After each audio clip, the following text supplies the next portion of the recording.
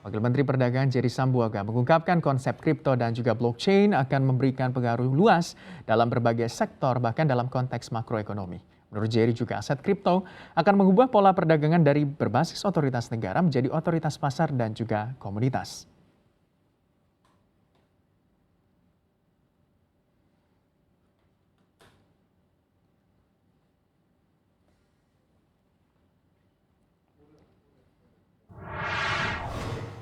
Ya, kita langsung saja membahas terkait dengan hal ini dengan Wakil Menteri Perdagangan Republik Indonesia Bapak Jerry Sambuaga yang sudah hadir di studio CNBC Indonesia. Selamat pagi, terima kasih sudah hadir Pak Jerry. Selamat pagi, apa kabar? Alhamdulillah baik. Salam sehat juga ya Pak Jerry.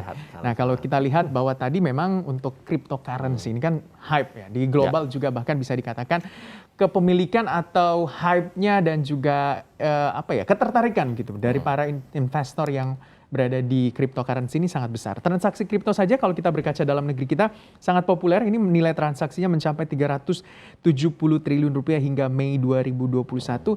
Dan juga untuk orang yang memiliki akun untuk cryptocurrency bertransaksi cukup besar juga. Sekitar kurang lebih kalau saya tidak salah 3 juta akun gitu. Anda melihat seperti apa sebenarnya perkembangannya? Ini luar biasa ya. Jadi yang namanya kripto ini memang antusiasme masyarakat ya, khususnya generasi muda ini sangat tinggi, satu.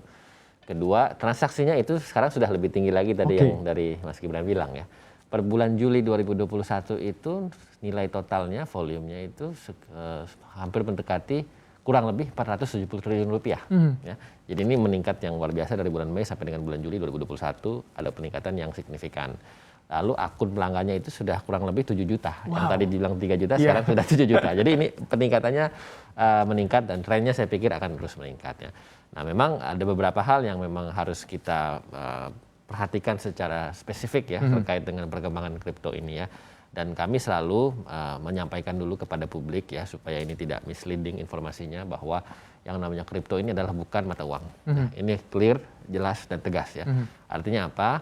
Karena yang berlaku sebagai sistem pembayaran di Indonesia dan juga yang berlaku sebagai mata uang di Indonesia itu hanyalah rupiah. Betul. Yang bisa dijadikan sebagai alat pembayarannya, sehingga kripto itu tidak. Nah makanya oleh karena itu kami sebut kripto itu adalah kripto aset ya, atau aset kripto ya, sehingga kami membiasakan menyebutnya itu, mendefinisikannya itu adalah sebagai komoditas. Aset kripto komoditi ya, komoditas. Karena apa? Karena sesuai dengan amanah undang-undang ya, yang menyebutkan bahwa kripto itu adalah komoditas. Nah oleh karena itu pengaturannya ya dan juga domainnya itu banyak di manage oleh Kementerian Perdagangan karena itu adalah bagian dari komoditas ya. Nah ini yang perlu kita sampaikan juga kepada publik supaya tidak terjadi simpang siuran ya, supaya publik juga tidak bingung bahwa memang yang namanya kripto di Indonesia itu kita treat sebagai komoditi bukan currency, dan itu pengaturannya adalah banyak dikelola oleh Kementerian Perdagangan melalui Bapepti, dan tentunya ini menjadi salah satu parameter bagaimana nanti kita bisa mengembangkan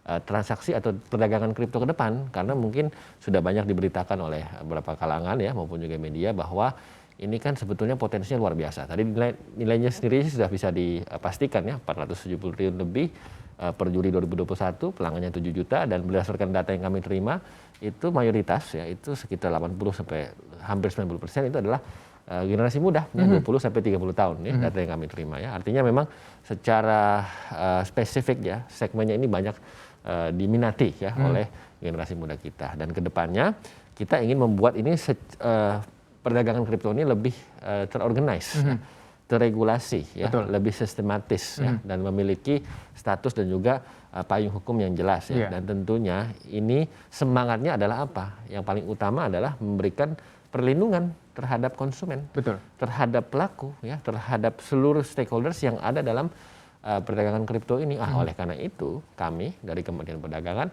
ini kita berencana untuk melaunching bursa. Oke, itu sebenarnya menjadi pertanyaan juga Pak. Karena kita ketahui kalau misalnya kita nanti mendapat bonus demografi 2045, pasti akan seiring sejalan dengan apa yang terlihat bahwa peminat kripto adalah generasi milenial yang juga tentunya akan terus bertumbuh ke depannya dengan aset-aset mereka. Bahkan mungkin diversifikasi investasi mereka mungkin salah satunya juga ke kripto begitu. Anda melihat, tapi ada beberapa keraguan mungkin dari beberapa orang-orang ketika mau masuk ke dalam bursa kripto atau pasar kripto begitu.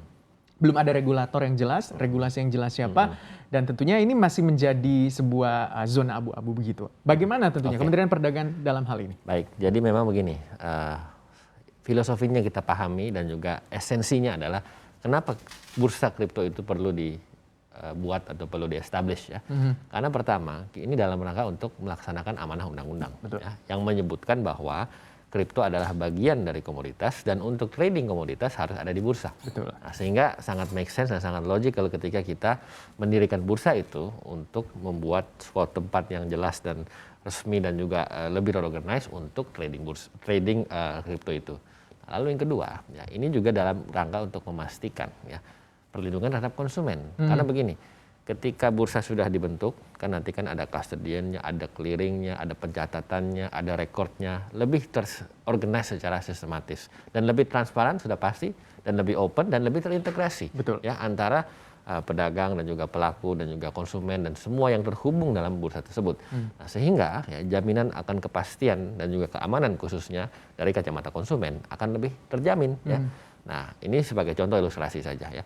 Kalau memang belum ada bursanya kan ada kemungkinan ya, tapi jangan sampai ada kemungkinan atau mungkin ada celah ya, mungkin kalau misalnya ada terjadi sesuatu terhadap salah satu misalnya contoh ya, yang misalnya menjual itu mungkin dalam kondisi yang kurang bagus, tiba-tiba dia tidak ada lagi di Indonesia, terus tiba-tiba dia ke luar negeri, gimana cara kita memintai pertanggungjawaban. Nah, tetapi kalau ketika bursanya sudah ada, pemainnya ada jelas ya, dan juga terregister dan ada di situ, dan juga tentunya konsumen dan juga masyarakat dan publik bisa melihat transaksinya dan segala macam, dan tentunya pencatatannya juga jelas dan lebih sistematis dan terorganize.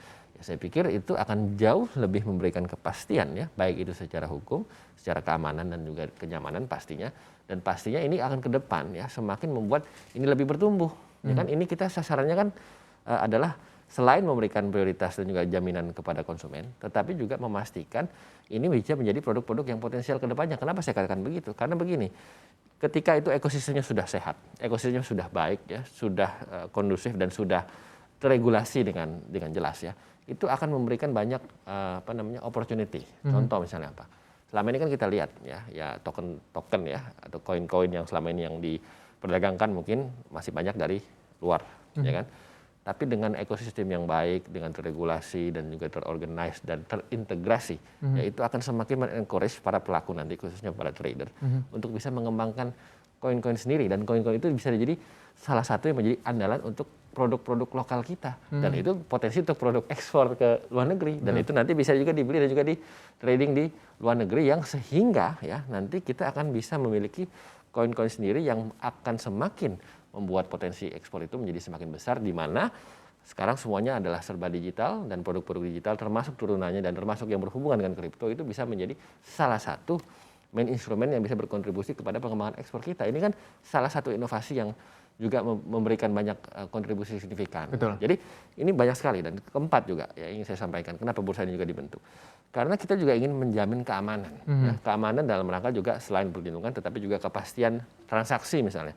Dengan adanya bursa, potensi seperti money laundry, ya, potensi seperti penggunaan dana untuk terorisme atau hal-hal yang negatif itu bisa minimal itu diminimize ya, sehingga akan menutup celah-celah yang tadinya mungkin lebih gampang, tetapi ini akan lebih sulit karena ada mekanisme peraturan regulasi yang mengintegrasikan dalam sebuah sistem ekosistem yang baik dalam bursa tersebut. Nah, sehingga ini semua saya pikir ya salah satunya bisa memberikan sesuatu hal yang sangat tidak hanya potensial tetapi juga bersifat mengamankan ya, dan juga tentunya kalau memang ini tidak ada hambatan dan bisa di launching dalam tahun ini ya, ini akan menjadi ya bursa pertama di dunia yang diregulasi oleh pemerintah. Nah ini kalau negara-negara lain banyak yang oleh swasta kan. Nah ini kita pemerintah mencoba untuk meregulasi itu dalam rangka untuk memastikan juga pertumbuhannya, perkembangannya ini sehat ya, dan juga kondusif, yang tentunya akan semakin menggairahkan partisipasi publik dalam rangka untuk meningkatkan perdagangan kripto.